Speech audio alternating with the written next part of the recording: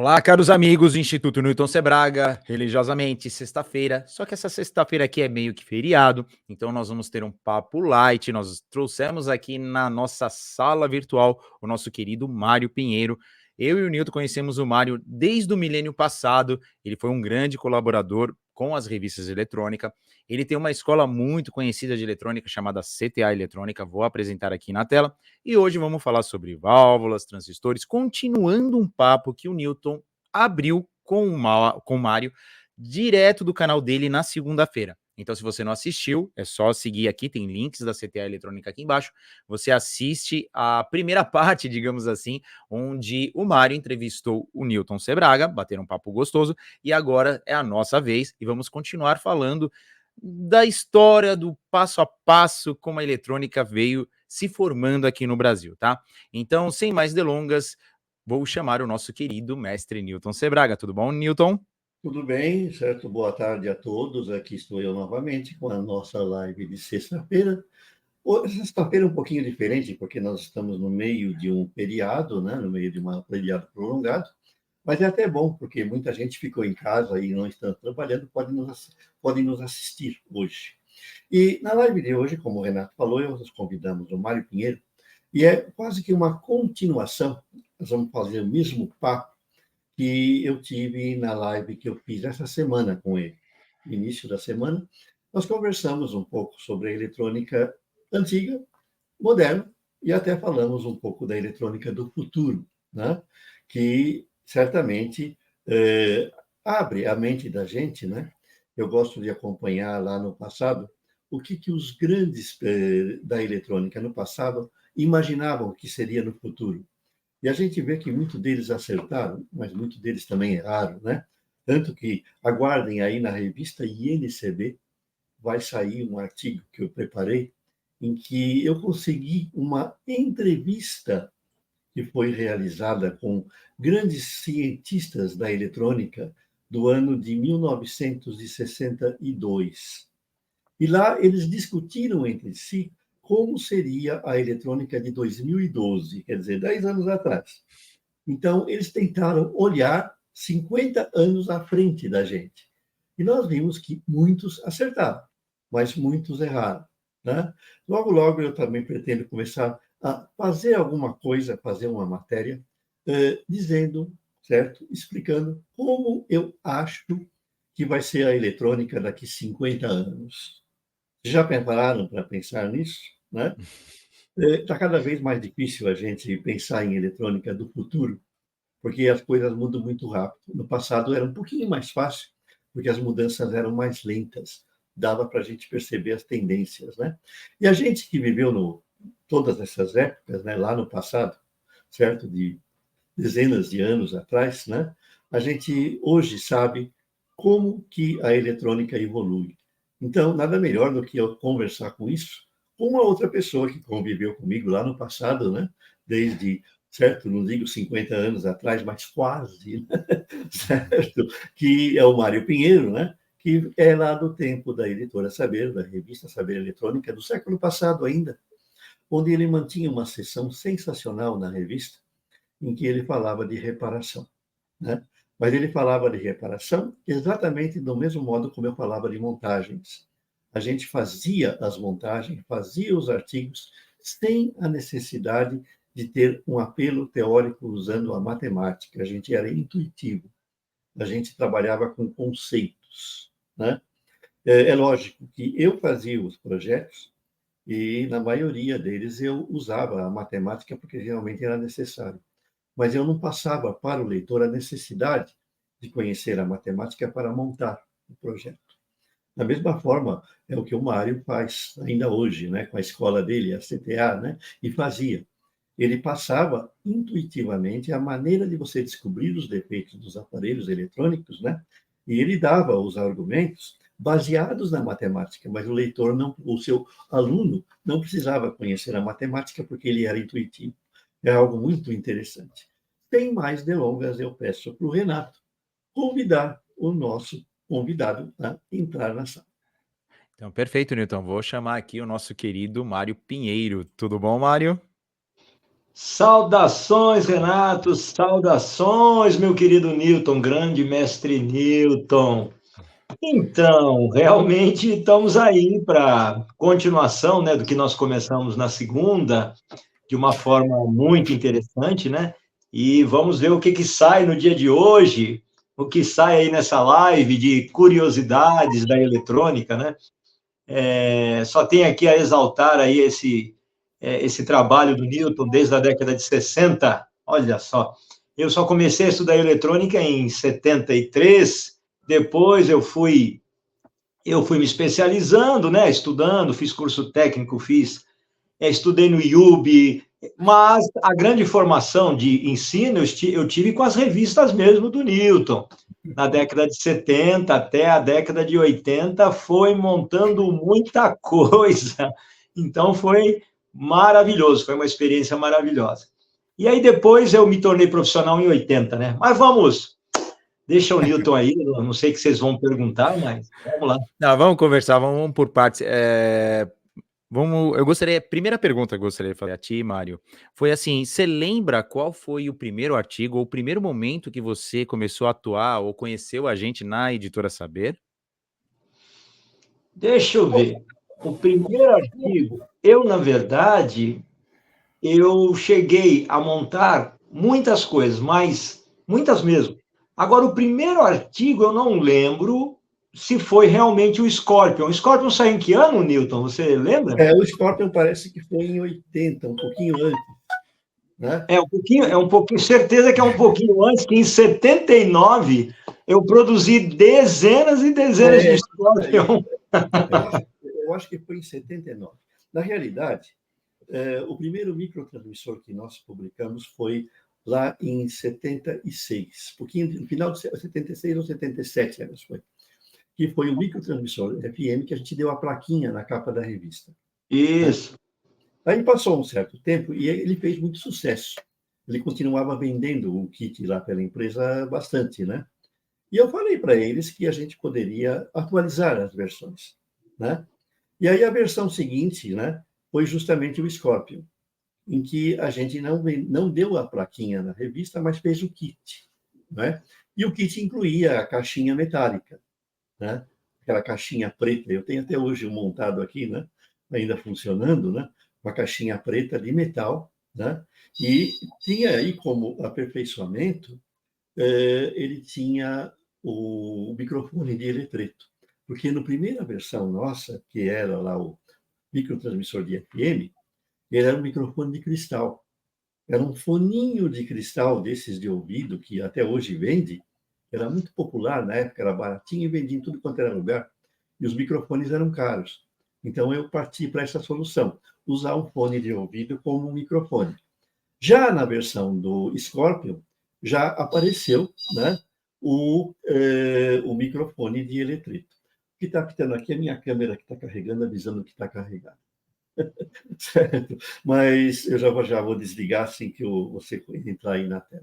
Mas, Renato, dá um minutinho aí para mim desligar essa câmera. Perfeito, Newton, perfeito, vai lá.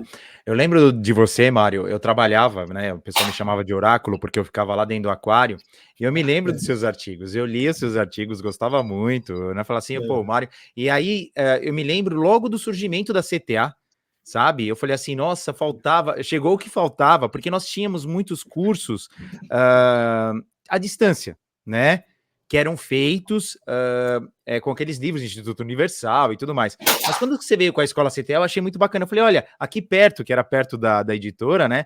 E aí, tanto é que, se eu não me engano, o Newton visitou a CTA. Você chegou a visitar a CTA, Newton? Não, eu tenho a impressão que eu marquei a visita, mas só foi o Hélio. Eu não Ah, sei, por tá, algum perfeito. motivo, eu não fui lá, né? Então, Perfeito. Mas assim, pode continuar, Newton, desculpa. continuando, né? Nós soltamos outras versões depois do Scorpio. Nós soltamos o Ventura, por exemplo. É o Elton que tá ligando aí, Newton. Eu não sei o que está apitando aqui, porque está tudo desligado, só está ligado mesmo o computador aqui. Perfeito, continua, Newton. Então foi isso, né? Então, realmente, né? Foi no caso, né? Foi o Scorpion que o Mário mandou, E nós soltamos depois o Ventura. O Ventura era um transmissorzinho que tinha uma característica, né? E eu acrescentei uma etapa de amplificação que isolava o oscilador da antena. Porque você deve estar lembrado, né, Mário? O Scorpio, quando a gente segurava ele na antena, ele sumia a frequência, né? Sim. E o Ventura não, porque ele já tinha uma etapa isolada. Ele era mais estável, não é isso? O Ventura eu não cheguei a montar, não. O Ventura eu não cheguei a montar. As perguntas estão surgindo aqui. Burgos, fala aí o que você vai falar hoje. Hoje não tem live do Burgos. Burgos, confirma aí pra gente, porque hoje o Burgos tá na beira da piscina.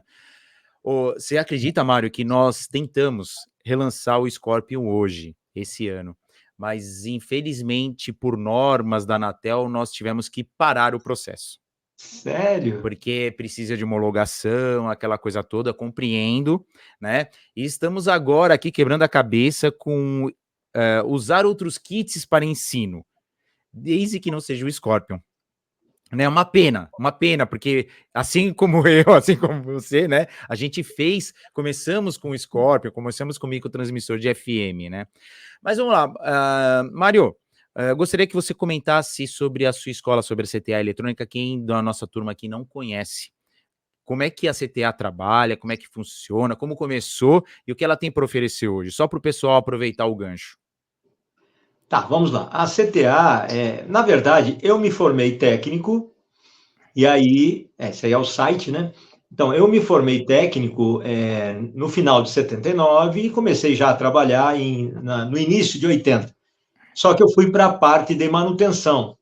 E depois eu descobri que a grande quantidade de técnicos, engenheiros, etc., vão para a parte de manutenção, reparação, etc. E aí eu fui e tomei um choque, né? Eu me vi tendo que consertar uma sonatinha da Philips, foi o primeiro aparelho que me colocaram na frente. Eu já tinha experiência, tinha prática, sabia soldar, já fazia algumas manutenções, mas quando colocou aquela sonatinha da Philips na minha frente, eu falei assim, caramba, será que eu parto para a prática que eu já tenho? Ou eu espero, tento analisar o que eu faço, fiquei olhando para aquilo, porque fala, agora eu estou no mundo profissional, agora é um outro nível, né? Aí o Agostinho, que era o chefe do laboratório, chegou e passou assim, falou assim, Mário, depois de algum tempo eu olhando para aquela sonatinha, troca esse componente aqui. Aí eu, bom, amém, né? Troquei, liguei, funcionou. Ô, Agostinho, como é que você analisou? Pelo quê? Ele falou, não, isso eu já tenho prática. Aí eu falei, poxa vida, comecei em 1973, montei dezenas de kits, comecei a fazer o ensino técnico 4 anos, e estou aqui agora na frente de equipamentos para consertar, e eu faço conserto, mas eu queria, poxa, ninguém sabe uma técnica aí para que a gente possa saber o que nós estamos fazendo? E não tinha. Olha, Mário, é assim, tenta, escala ômica, faz isso, troca ali, troca aqui, tenta isso, tenta aquilo, mede alguma coisa, e uma hora sai. Tá, eu comecei a fazer, estava fazendo 30 aparelhos e o Agostinho fazia 100. Nossa. 100 aparelhos. Aí, de repente, 3 meses, o Agostinho falou assim, Mário, eu estou indo para minha cidade do interior, vou embora. Cansou. Aí eu, olha, tá brincando. Aí eu cheguei pro patrão lá, o dono da assistência, escuta, o Agostinho vai embora, ele faz 100, eu faço 30. E aí, quem é que vai agora fazer o 100 dele? Aí ele falou, você. 130 agora. Você. Eu só faço 30. Bom, saiu 130 por mês. De repente, assim, ó, estralando os dedos. Só que eu tive pesadelo, sonhei com defeito, minha vida virou de cabeça para baixo. Eu comecei a ver técnicas de produtividade, mudei tudo onde eu trabalhava para poder nada me atrasar, nada. Então, tudo na mão, tudo para testar rápido. E foi aí que eu aprendi uma série de técnicas para ter altíssima produção. Inclusive, fiz cursos em cima disso, né? Para ter muita produção em assistência técnica, organização, cronômetro, um monte de artifícios para agilizar produção. Naquela época era raríssimo alguém passar de 100 aparelhos, era raro. O Agostinho fazia, e eu já fui para o top lá 130, depois 150, mas eu ainda, olha só, hein, eu ainda desmontava todo o equipamento, fazia lavagem de gabinete, deixava ele impecável. O pessoal quando vinha pegar, falava, não, isso aí não é meu, não. Não, é seu sim, é que ele está limpinho, mas é seu. Então, foi assim que foi o meu início dessa parte, o início desse trabalho. Só que eu falei para mim, para explicar o aparecimento da metodologia e do porquê depois surgiu a CTA. Eu falei para mim, peraí, eu estudei 7 anos, estou agora pegando esse negócio aqui de consertar, eu tenho que arrumar uma forma eu acho que a minha escola técnica não foi tão boa assim, porque não explicou nada sobre isso. Boa. E aí, comecei a me juntar com outros meio malucos, né, que começamos à noite a tentar desenvolver alguma lógica em cima disso. E fomos tentando, tenta daqui, tenta dali, bate cabeça daqui, bate cabeça dali, até que 2 anos depois, 2 anos depois, já produzindo quase 3.000 aparelhos nesses 2 anos, eu tive um estralo no funcionamento do transistor, olha que interessante. Depois de 9 anos em eletrônica, deu um estralo assim no funcionamento, e aí, dali para frente foi uma evolução assim, exponencial, fantástica. Comecei a levantar técnicas e comecei a querer contratar técnicos e começar a treinar esses técnicos baseados nas lógicas que nós estávamos desenvolvendo da prática. E aí, depois, fui para São Paulo, comecei a dar treinamento na Esquema Cursos Técnicos, acho que o Newton também conhece. Esquema Técnico. E aí, fiquei lá alguns anos, me tornei a pessoa que praticamente fazia de tudo, os cursos explodiram, foi uma procura, assim, fantástica, tudo baseado nessa metodologia de análise de defeito. Quando a gente fala em metodologia de análise de defeito, parece que as pessoas, não, é escala ômica, troca de peça. Não, pessoal, é uma lógica utilizada na análise de circuitos, onde a pessoa, pelas tensões ou pelas formas de onda, chega à conclusão exata do componente e o que está acontecendo com ele. Se está com fuga coletor base, sem nenhum outro equipamento, apenas analisando o raciocínio, analisando ou com osciloscópio, né, ou com multímetro, mas analisando mesmo. É uma análise que está de altíssimo nível, não é uma análise ali base, que troca isso, troca aquilo, não. É análise e matar o problema, dizer o que está acontecendo, independente se tem a prática anterior ou não. E deu muito certo, lá na Esquema deu muito certo, e aí eu acabei, por motivos de, provavelmente, qualidade, porque na Esquema os certificados eram fornecidos para os alunos, e eu queria começar uma coisa nova, onde a pessoa que tivesse um certificado fosse realmente uma pessoa de nível muito bom. E foi aí que surgiu, por esse motivo, surgiu a CTA eletrônica, né? Foi dessa forma que em 1989 surgiu. Mário, essa ideia de você ter uma metodologia para o conserto, né? Na realidade, existe o que a gente chama de método da engenharia, né? E um método científico. Porque é o seguinte, se você não vai conseguir consertar um aparelho eletrônico, você sabe disso, simplesmente ir trocando peça por tentativa. Você tem que ter um método.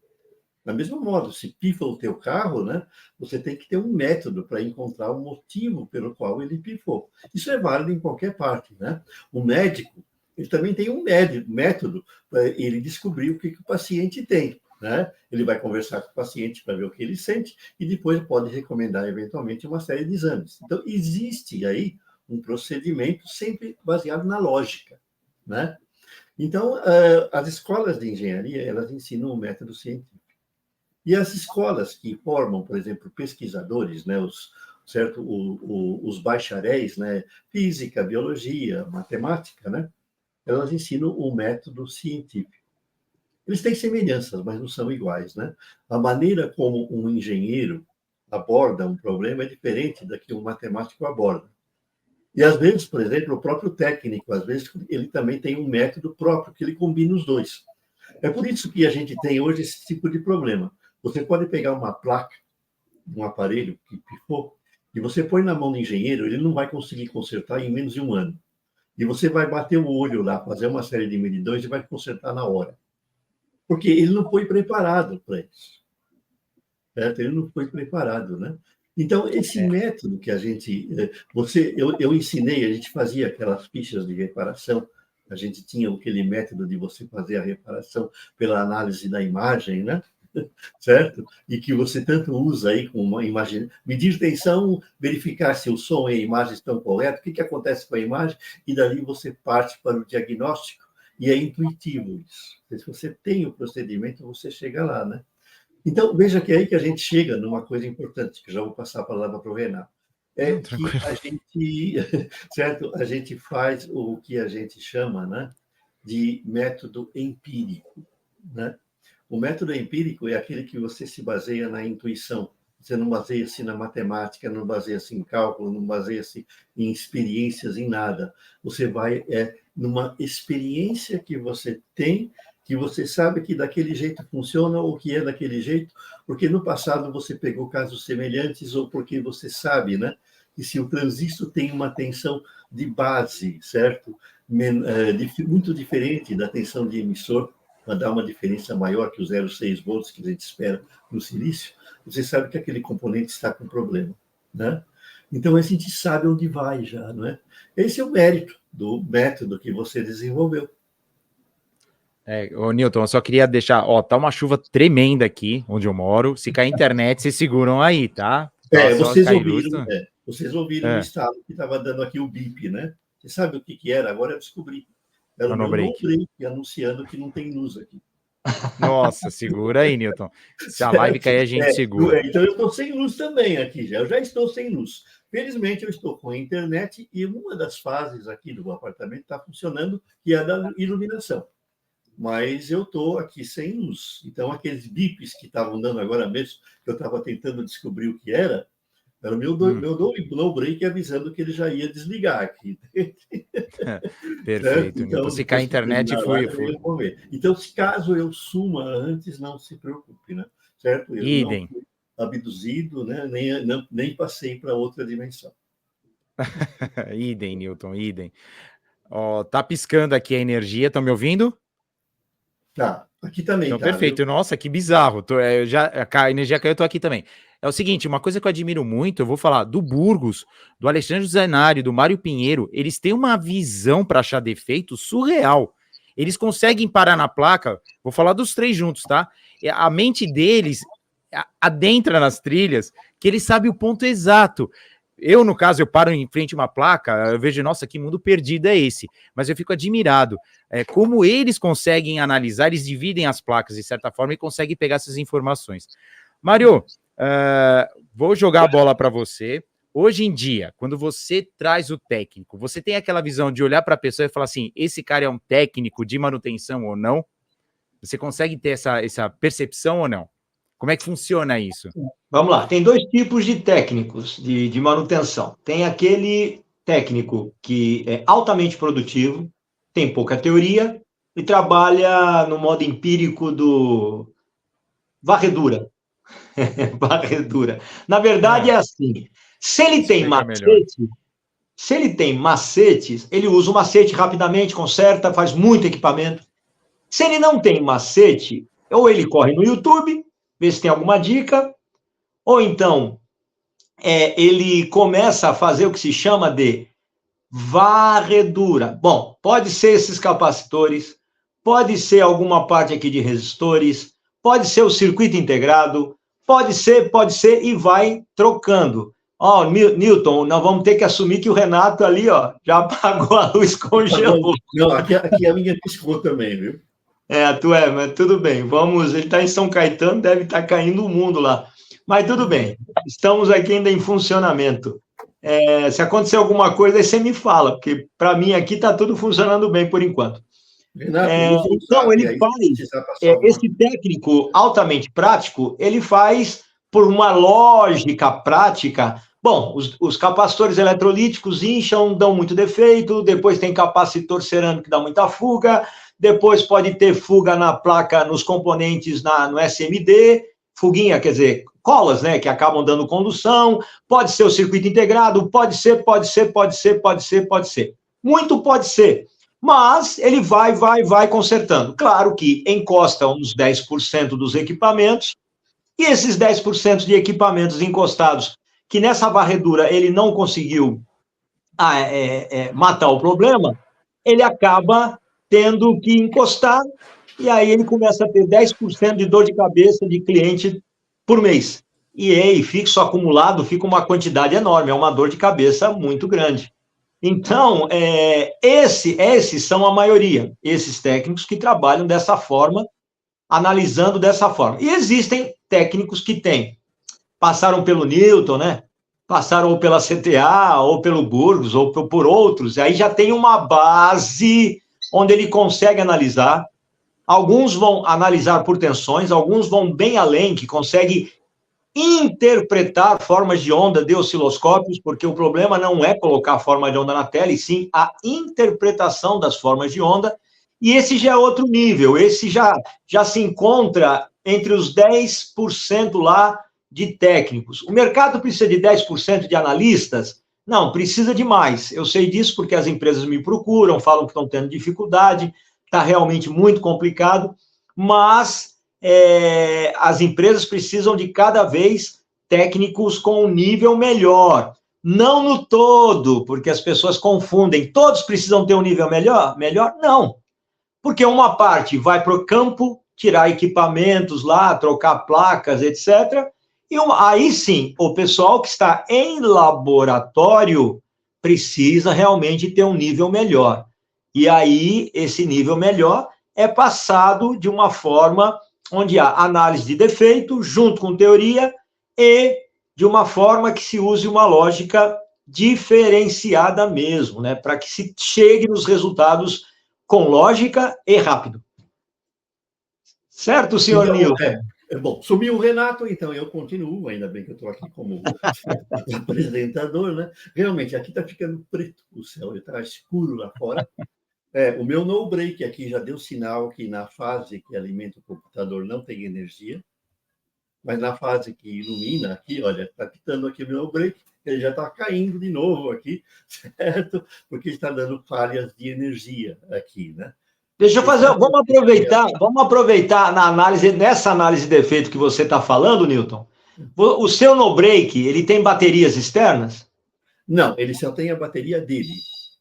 Então, o meu aqui, ele dura 20, 25 minutos, e aí eu instalei baterias externas, agora ele consegue ficar 12 horas. Olha aí, é uma boa ideia, viu? Não, tem como agora eu estou usando... Agora eu estou usando o laptop. O laptop está 100% carregado, então não tem problema, né? Sim. Eu estou aqui com... Deixa eu me ver. Olha, eu estou com quase 100% da bateria, né? Porque ele está ligado na fase que tem energia, né? Mas a qualquer momento eu não sei não, porque está realmente ficando negro o tempo lá fora, né? Certo? Mas é o seguinte, eu, pelo menos, pessoalmente, eu nunca fui um técnico reparador. Eu não gosto de consertar.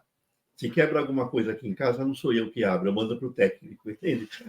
Eu normalmente faço assim, abro, verifico o que é, e aí eu chego lá para um amigo meu que é profissional, falo, olha, eu acho que é isso, verifica aí para mim e conserta. Né? Porque eu realmente não tenho, assim, jeito para a manutenção. Eu gosto de projetar, gosto de montar, gosto de criar e gosto de escrever, né? Então, a minha vocação é mais como escritor, né? O Renato está de volta, ainda bem, né? E então a minha vocação... A chuva horrível aqui. E desculpa, logo estou saindo eu aqui, porque está ficando negro e já deu umas boas piscadas aqui na luz.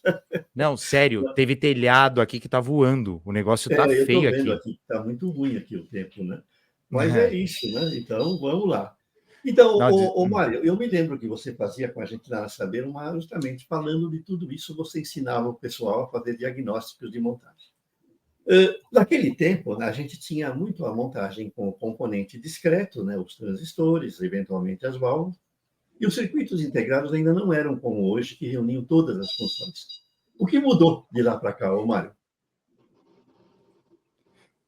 O que mudou na parte de você fazer a manutenção, diagnóstico das placas modernas hoje, que elas contêm os FPGAs, né? Aí fica difícil, né? Como é que fica?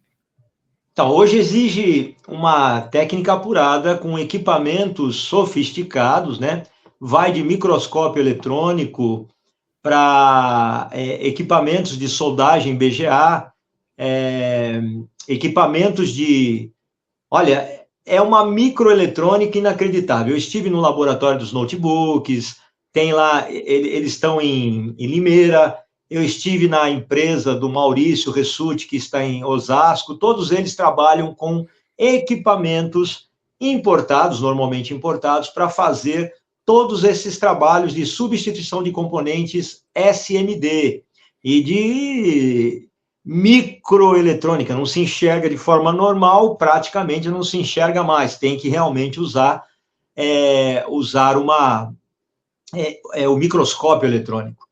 Mas, o que você fala assim, mas mudou em termos técnicos? Lógico, o processamento é muito mais rápido, hoje existe um miolo em DSP, normalmente é processamento de sinal digital, mas as entradas e saídas ainda são analógicas. Isso nós estamos falando da área que mais se desenvolveu, por incrível que pareça, que é a área de consumo, né? A indústria ainda está vindo, tentando chegar, a indústria está mais ou menos assim, antes ela estava uns 20 anos atrasada, né? Agora ela está uns 8 anos atrasado, recebendo, lógico, tecnologias, mas sempre depois de muito teste que é feito nos equipamentos de consumo. Então, hoje as tecnologias mais sofisticadas estão em notebook, videogames, celulares de última geração. Esses equipamentos de consumo são os mais sofisticados, são os mais integrados e que necessitam de técnicas para fazer a manutenção de uma forma aí, envolvendo muito equipamento. Precisa ter um subsídio aí de equipamentos muito bons. Hoje, os osciloscópios, eles já têm esse tipo aqui, ele já tem... esse aqui não, mas esse aqui é só 4 canais. Mas ele já tem equipamentos para leitura do barramento I2C e outros barramentos. Então, você sabe, quando você coloca na malha, ele já vai dando o que está acontecendo. Olha só que legal. Já ajuda muito, porque para nós podemos colocar um código, congelar o código, analisar código, demora um tempão. O osciloscópio já está fazendo isso, ó, pá, vapt-vupt. Então, facilita demais nosso trabalho, né? O trabalho de quem faz a manutenção. Então, mas, deu assim, essa evolução. Sim, mas uma curiosidade, uma coisa que eu acho que muitos técnicos devem concordar aqui. Esse lance de cada fabricante adotar suas próprias ferramentas, isso quebra muitas pernas. Como é que você trabalha isso nessa questão? Tipo, Samsung tem um determinado tipo de equipamento que só conserta o aparelho dele e assim por diante. Como é que você trata isso? Não, na verdade, não é assim. Existem tecnologias ou projetos que têm alguns diferenciais. Claro que, se eu pego um equipamento e trabalho em cima de macete, eu vou ter dificuldade se eu pegar uma outra marca fora do que eu estou acostumado. Mas, normalmente, as análises, processamentos, eles seguem um padrão para todas as marcas, para todos os modelos, seguem um padrão. Eu até aconselho, quem está falando assim, poxa, segue padrão? Segue. O laboratório de notebooks, que trabalha com microeletrônica na veia mesmo, e que faz análise desses equipamentos mais sofisticados, como notebooks, como videogames, etc., é interessante fazer uma pesquisa sobre eles. Eles passam uma lógica de malhas, de como fazer as análises ponto a ponto, muito, muito interessante. Então, independente da marca, dá para se fazer, existe toda uma lógica de análise. É claro, você faz a lógica de análise, aí tem o segundo ponto, fiz a lógica, cheguei a uma determinada área. A partir de análise daquela área, ou você troca ou a placa ou determinado componente de acordo com a sua capacidade de análise. Mas existem normas, até para microeletrônica, como fazer análise nesses equipamentos sofisticados, que são muito, muito, muito integrados, entendeu? Então, existe realmente esse intercambiamento. A marca muda, mas a lógica, o funcionamento, É claro, existe alguma tecnologia que um tem, que o outro não tem, mas aí são pontuais, não é uma coisa estrutural assim. Esse é completamente diferente desse. Não é assim, tá bom? Tá ok. É que assim, eu sei que alguns fabricantes têm um tipo de ferramenta específico para determinadas coisas. Mas assim, isso vai depender, lógico, de que tipo de produto para tipo de produto. O Francisco fez uma pergunta aqui. Como observa o impacto da miniaturização de componentes da tecnologia SMD? Os técnicos de hoje consertam mais placas e menos peças? Sim, podemos dizer que nas áreas de televisão, isso considerando a parte de consumo, sim, o pessoal está acusando todas as placas. Placas, placas, placas, placas. Fora a tela. Fora tela, tela, tela, placas, placas. Mas tem muitos que estão fazendo análise e dando manutenção das placas. Algumas compensam, outras não. Isso vai para um lado do valor da placa. Eu consigo uma placa por 300, 400 reais ou 250 reais. Se o técnico for muito experiente, se tiver uma lógica de análise muito boa, ele faz uma manutenção bem rápida nessa placa e aí compensa. Mas olha que eu estou falando que a placa custa 250, 300 ou 400 reais.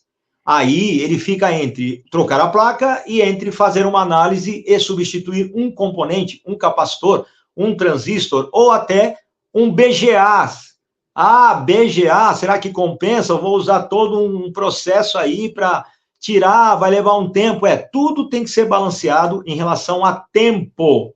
Então, cuidado, eu estou falando de consumo, tá? Quando a gente aparelhos de consumo. Por quê? Aparelhos de consumo precisa ter uma produção muito grande. A pessoa precisa consertar, e eu sempre aviso os técnicos, que eu faço visita em vários locais, pessoal, quando começa o dia, a primeira coisa a se fazer é separar os equipamentos que vocês mais conhecem, mais têm macetes, mais dominam, para que você possa desovar aquela produção inicial no dia e deixar os que vocês têm menos prática, menos conhecimento, menos macete, para o final do dia, onde vai envolver uma análise mesmo. Aí você já fez uma certa produção, deixou só uns 15%, 20% para o final, ou para a parte da tarde, e aí você vai desenrolando de uma forma mais simples. Eu já vi coisas inacreditáveis em assistência falando assim, não, você tem que fazer a sequência. Falei, não, pessoal, não é assim. Todo mundo trabalha de uma forma muito lógica, até para escolher serviço. Ele escolhe o que ele sabe fazer mais rápido e melhor.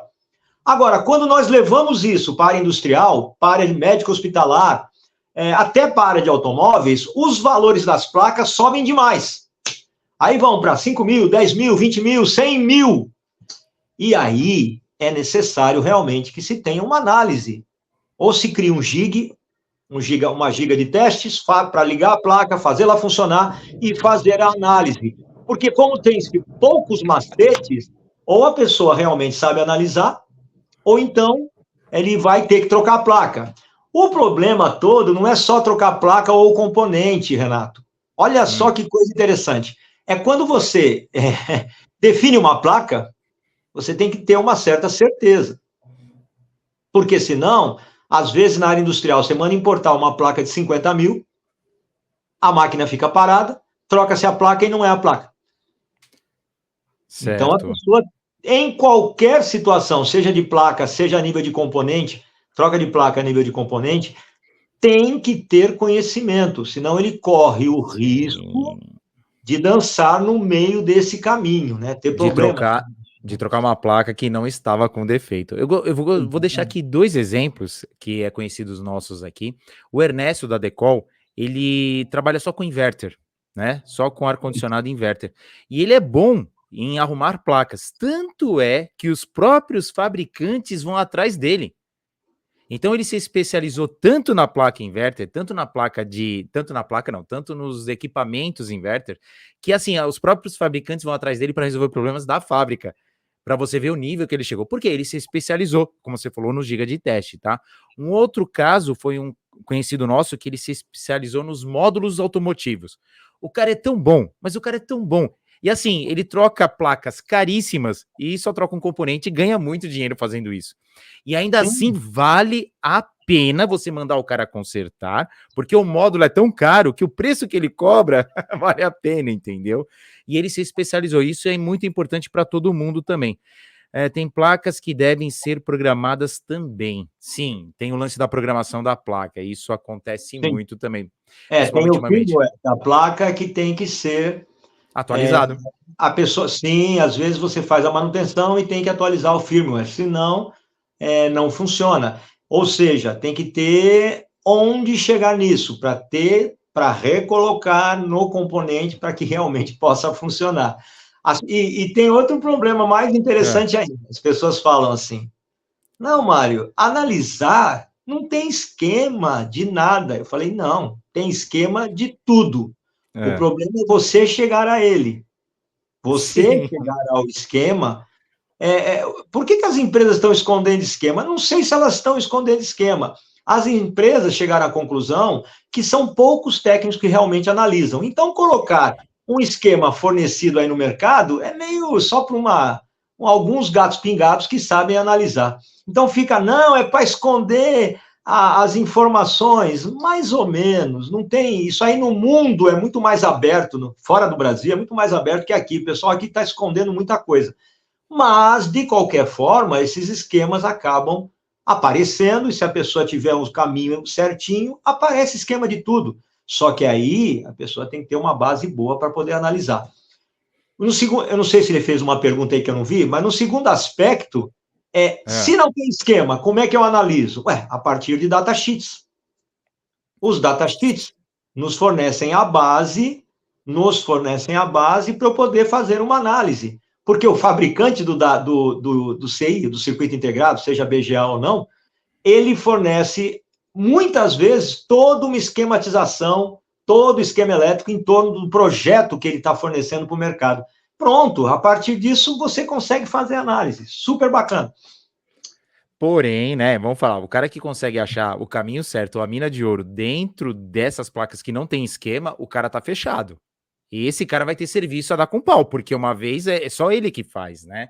Olha que interessante aqui, o Samuel, né, ele comentando, ó, existem placas que foram queimadas após ele arranjar toda a alimentação, chegamos à conclusão que o microcontrolador também ficou danificado, porém ele não tinha acesso ao firmware, ou seja, não dava para programar o microcontrolador. Foi o que você comentou, o fabricante trava, e aí não tem como, né?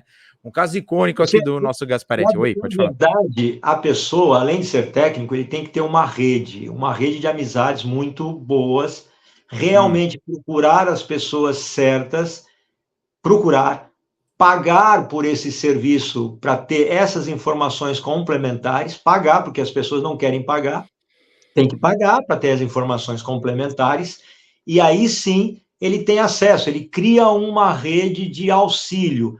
Até onde ele faz, maravilha. E aí a complementação ele tem que criar uma rede. Não pode falar, não, eu sou eu, acabou o assunto. Tem que realmente criar, ir atrás, falar, escuta, estou precisando de um firmware do microprocessador tal, vocês fornecem? Pago por isso, ok? Pago por pontual ou pago no global, de alguma forma, mas vamos fazer esse acerto, porque eu ganho, vocês ganham também. E a pessoa não quer fazer isso, aí não tem acesso a nada, né? Fica complicado. Ele tem que ter uma rede, né? É investimento. Isso me lembra no passado, logo que saiu o Pentium 100, lá na editora, o pessoal, a gente leu vários documentos e a gente tinha que pagar $100 a hora para conversar com o técnico da Intel. E tinha que ser muito preciso, porque senão você estava jogando fora aqueles $100 de uma hora. Era surreal. Deixa eu só comentar aqui, ó, o Eduardo tá com a gente. O Samuel foi, sim, o esquema é fundamental. Opa, tem uma pergunta aqui do Eletrônica na Roça. Quando se conserta uma placa de 50 mil e quando passa 15 dias dá um defeito irreparável, como fica? Quem vai ter que dar outra placa? Boa pergunta, hein? Você consegue solucionar isso? E ele congelou também. Vamos esperar um pouquinho. Espero que o Newton já deu um toque aqui. E ele falou assim que tá sem luz, tá sem internet, tá travado. Eu tô vendo que agora o nosso Mário ficou travado aqui também. Bom, aí um macete de técnico, sem esquema, sem nada e com outra chave de fenda. Perfeito. Burgos, os técnicos eram muito rivais antigamente. Hoje está melhor que o desenvolvimento das redes sociais e das desvantagens. Eu vou ver aqui, deixa eu ver o nosso querido Mário, boa tarde, João, Marcos Barbosa, seja bem-vindo. Quem mais aqui? Renato? Vai ter que remarcar essa live, sim, com certeza, com certeza. O Newton caiu aqui. Tô saindo fora, está desligando direto, sim. Hoje tá, São Paulo tá o caos. Então, pessoal, vou fazer o seguinte, ó, já que o Newton não veio, né? O Newton tá sem internet, e o Mário, que também tá quase lá do lado dele, tá sem internet. Eles vão ficar sem fazer nada, né? Vão esperar a chuva voltar. Eu só queria lembrar a todos que revistas aqui embaixo, NCB Eletrônica, tem aqui a. Opa! O Mário tá voltando. Tudo bom, Mário? Já ia fechar a rede aqui, Hoje a situação tá complicada. Tá complicado, tá complicado. Está um dilúvio, São Paulo. Tá feio mesmo. E o Mário já desligou de novo. Então, pessoal, o que eu tô combinando aqui? Revistas aqui embaixo. De quarta e quinta-feira à noite, nós temos aqui o nosso Clube da Mecatrônica Jovem, onde a gente coloca um pessoal bacana para fazer lives e montar coisas, tá? Eu tô vendo que sua internet tá meio devagar, viu, Mário? Mas vamos lá. Oi, Vamos Rota lá. 64, tudo bom? Antônio Gasparetti, a revista, já falei da revista, Gasparetti.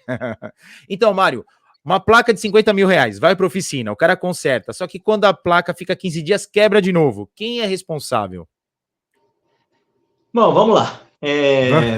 Esse vamos lá já deu. Falei, o negócio é quente, Não, tem. Eu, quando fazia manutenções, eu dava garantia de 1 ano. O Código de Defesa do Consumidor nem exigia 3 meses. Quando surgiu o código, ele começou a exigir 3 meses, mas eu dava garantia de 1 ano total, peças e serviços. Era muita coragem. Mas por que isso?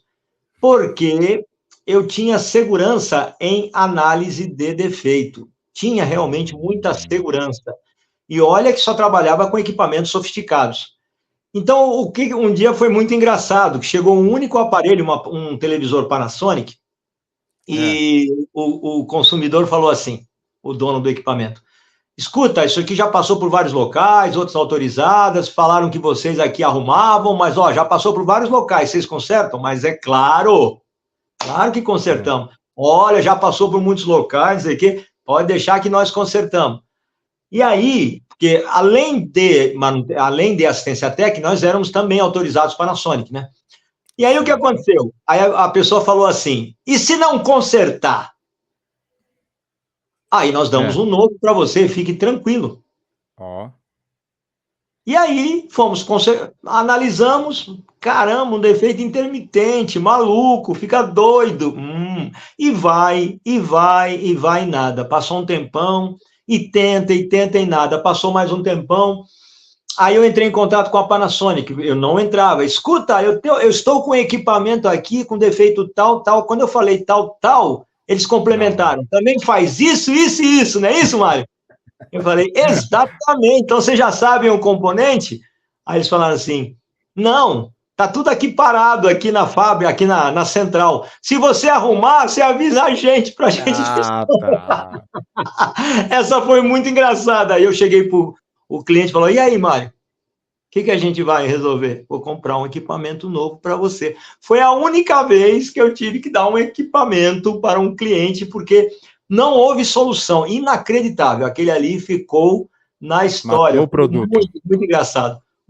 Nós falamos assim, não, vamos trocar o gabinete até de madeira para ver se é um problema, alguma irradiação de algum cupim. Então, a placa de 50 mil, infelizmente, deu garantia, você vai ter que se virar. Olha lá, se você dá garantia total, não, só dou garantia de serviços. Isso deixa o cliente, pode ser de grande porte, uma fábrica, etc., muito instável, porque você fala, não, o defeito aqui, a máquina parou, o defeito era um, agora é outro, vou te cobrar de novo. Tomar cuidado com isso. Para o consumidor que vê que aconteceu basicamente a mesma coisa, é um problema muito sério. Você tem que assumir uma certa responsabilidade com respeito a isso, porque o cliente, às vezes, não sabe exatamente o que aconteceu na placa. Mas, se o sintoma é o mesmo, para ele é a mesma coisa e deu defeito do mesmo jeito. E aí você, quando fala, não, deu o mesmo sintoma, mas é outro componente, você vai ter que pagar tudo de novo. É um tiro no pé.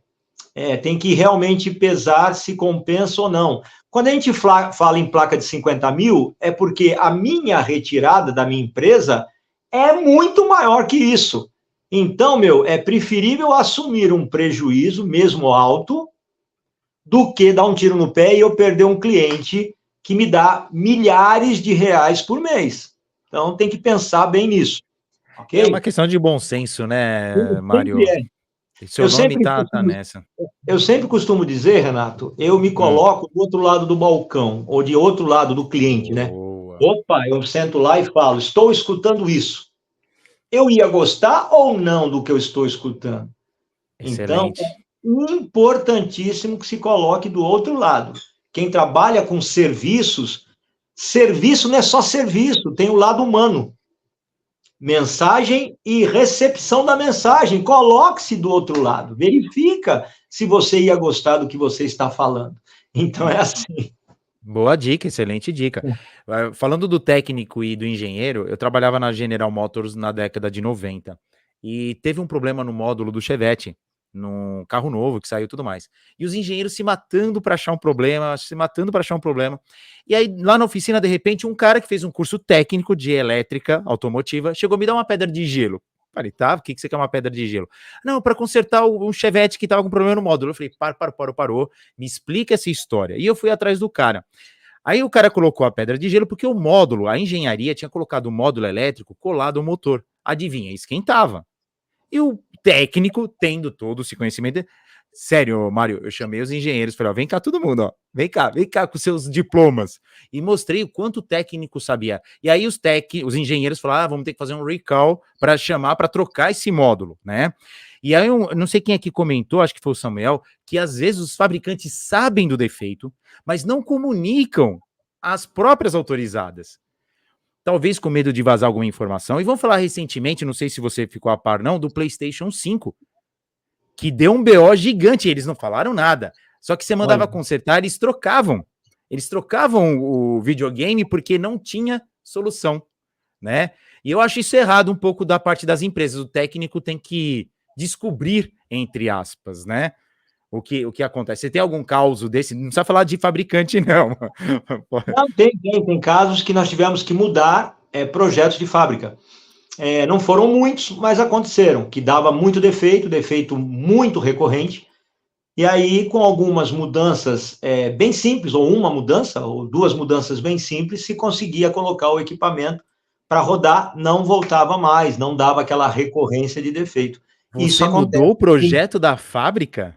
Sim, projeto da fábrica. Caramba, que doido! Teve um dos nossos estudantes, que era engenheiro, e trabalhava dentro da Philips. Olha só, dentro da Philips, em Guarulhos, na época que ainda estava em Guarulhos.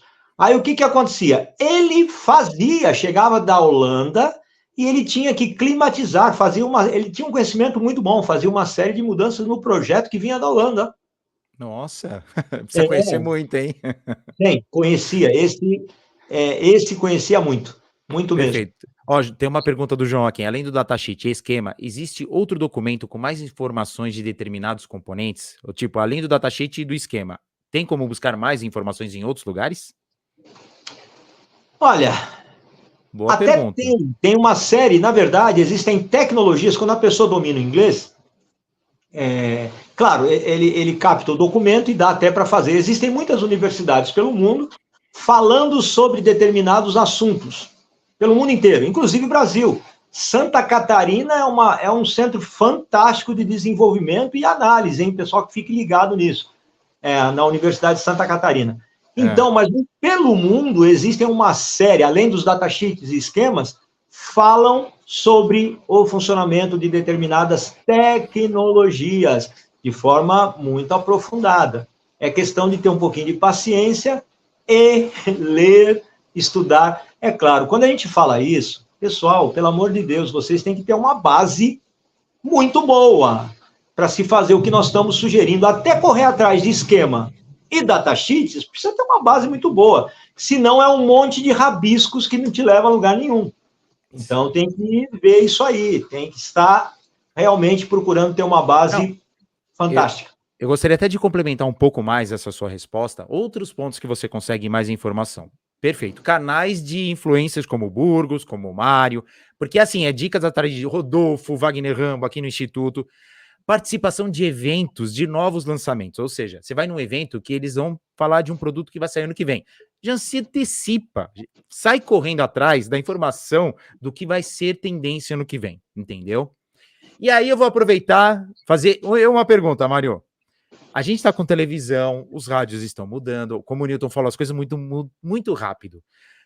Para daqui 5 anos, tem algum aparelho que ainda não está na oficina que nós teremos que consertar? Você vê alguma coisa nova despontando? Tem que ter o teletransporte aí para a gente receber a pizza aí do teletransporte. Aí já é muito... É Star Trek, né? Star Trek tem que ter o teletransporte, está logo aí para, quem sabe, né? Começam a decompor a matéria, depois realmente remontam, né? Os datasheets vêm em bons tempos da minha fase. Bem inglês, então, né? Isso é verdade. E o pior, a gente está encontrando muito datasheet em chinês, que é horrível as informações, mesmo traduzindo. Né? Não sei se você tem se já encontrou datasheet em chinês, mas é osso, viu? Bons tempos da minha fase de técnico. Não, ainda não tive esse prazer de encontrar em chinês, né? Então, não, porque sabe o que acontece, Mário? A China está lançando componentes próprios. Eles não estão mais numa Texas, numa microchip. A TMSC estão lançando componentes deles. E aí você fala assim, peraí, onde eu vou buscar informação? E é complicado, viu? Mário, vamos ter que reagendar esse papo. O Newton Sebraga, infelizmente, Guarulhos afundou, né? Choveu pra caramba lá. E a gente marca uma nova live, tudo bem? A gente bate um papo. Bem. Você tá no Burgos semana que vem, canal do Burgos, não é? Não tô... Burgos, confirma comigo aí, hein? Burgos! Não, é que normalmente o meu contato é com o Alberto. Eu passei por... Bom, vai falar. Normalmente é o Alberto que me confirma as agendas. E essa semana foi uma correria maluca, né? Que fizemos lançamento, estamos com um curso com uma promoção muito, muito grande. E aí eu tô num foco, estamos na Semana Rigol, tá uma loucura, tá? Realmente uma loucura. Semana Rigol, quem tá vendo é o Alberto. Não, deixa eu corrigir aqui, foi erro meu, será o Mauro do Museu da Eletrônica, e não Mário Pinheiro. Você já esteve na semana retrasada, tô certo? Sim. Então, perfeito, show de bola, ó. Vamos ter que cortar aqui, infelizmente, estamos chegando no final. Mário, agradeço imensamente, né? Gostei desse bate-papo aqui, pena que o Newton não pode participar, vamos marcar numa outra oportunidade, mas é assim, trocar ideias com técnicos eu acho muito legal, porque na minha opinião, teremos produtos novos aí, chegando no mercado, e muito da eletrônica automotiva, minha opinião. A gente vai ter muita coisa, a CTA já tá, você tem curso para eletrônica automotiva, tá pensando? Já fizemos uns testes num treinamento, ainda não está como EAD, mas já fizemos no presencial, já demos treinamento na parte automotiva. Mas é aquela história. As pessoas, às vezes, eles querem se especializar na área XYZ, sem ter base.